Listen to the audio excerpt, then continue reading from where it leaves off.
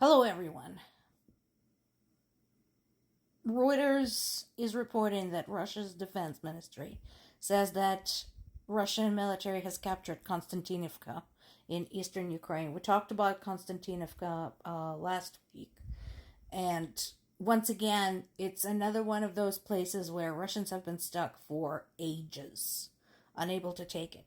Now, I'm actually checking with my other contacts to see whether they have actually taken it or they're lying again, because we've had multiple instances when they said, yeah, we totally have complete control of the object, and then it turned out to be nothing of the sort. So,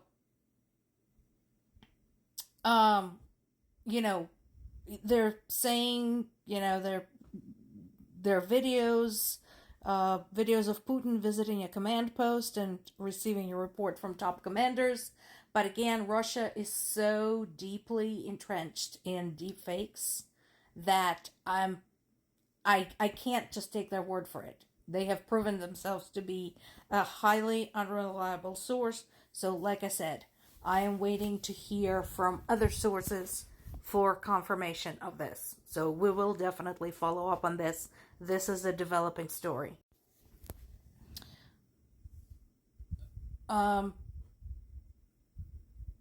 Guardian posted a piece talking about Russian soldiers being trained in China. Why is everybody so surprised? This has been known for some months now.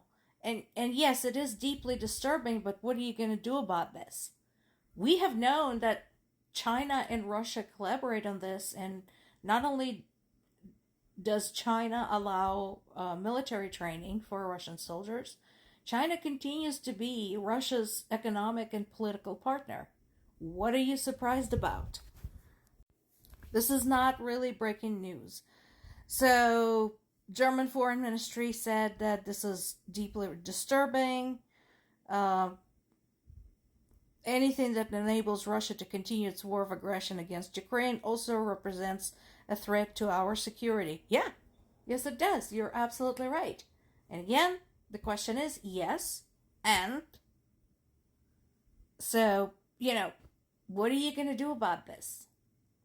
And here's another thing. So, today's the Independence Day in the United States, 4th of July. A lot of us don't feel like celebrating, and one of the reasons is the current administration's ongoing effort to basically separate the US from NATO. And my question to NATO is, again, why would you want an unreliable ally like the US, which is basically always one election away from turning its back on you, if you could have Ukraine, which had proven itself to be a top-notch collaborator and which is currently defending your interests?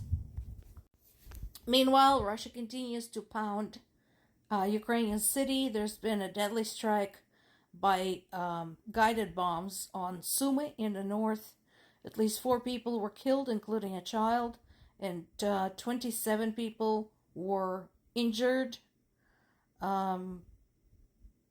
I mean, again, no surprise there, but I want to reiterate this, and I'm going to continue saying this. I know I sound like a broken record, but Ukraine continues to be meticulous about picking out the targets. They do their absolute best to deliver precision strikes that affect military targets only, as well as Russian oil industry targets. Russia, meanwhile, not just bombs Ukrainian cities and murders Ukrainian civilians, including children, but then it goes and lies about it. They say that they were only aiming at the military targets.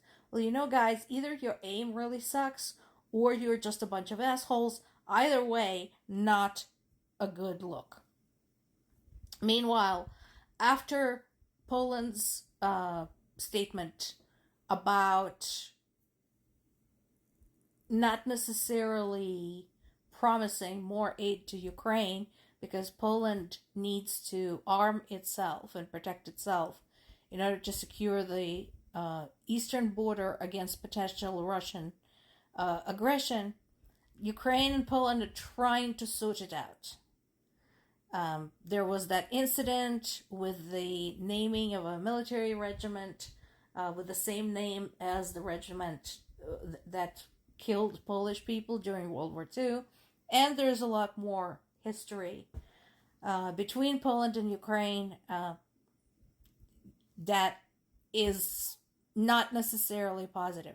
Now, I am glad they're talking it out, because this shows an understanding that neither country can afford to lose friends right now. Ukraine, because it's actively involved in the war, and Poland, because it could be next. And its best bet is to use Ukrainian expertise and Ukrainian technological innovations to defend itself, to secure that border. Meanwhile, Lithuania wants to become part of the Western nuclear deterrence against Russia. It is currently moving to end a ban on atomic weapons deployment. And again, it's all part of the same story. Lithuania is one of the countries, again, threatened by Russia with access to the Russian border. And they're like, we don't want to be the punching bag. We want to have something in our pocket. We want to have something up our sleeve to keep Russia away. And this is another big fallout from Russia's invasion of Ukraine, because remember the Budapest Memorandum, when Ukraine gave up its nuclear weapons in exchange for the Western protections that did not necessarily materialize when push came to shove. And that part, that whole thing about former Soviet republics surrendering their nuclear piles, was part of a nuclear non-proliferation program effort. So by invading Ukraine and basically raising the security concerns in Europe, Putin had set back the nuclear non-proliferation by decades. Because now everybody's going to start arming themselves, everybody's going to start developing new weapons, including nuclear weapons. And the World Athletics Council finally grew some balls and said that it will not include Russian and Belarusian athletes in international competitions. They were supposed to have done this 4 years ago when we were in the early stages of the invasion, but I guess better late than never. I guess it sends a message, kinda, sort of. Meanwhile, this is following up on the story about Kenya's decision to update its laws regarding mercenary hires.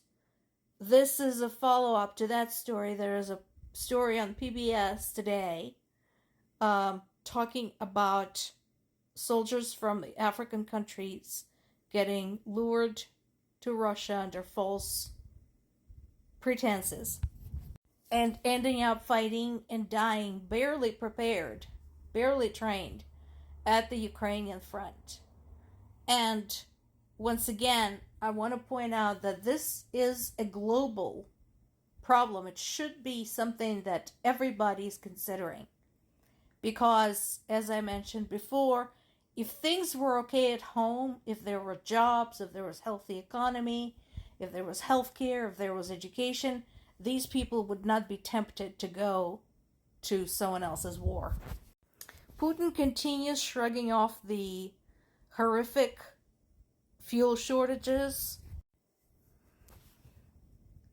There continues to be a steady flow of photographs, videos, audio commentary on the multi-kilometer lines at the gas stations. So he still says that the Ukrainian attack on Russia's oil industry is just a distraction. More to come.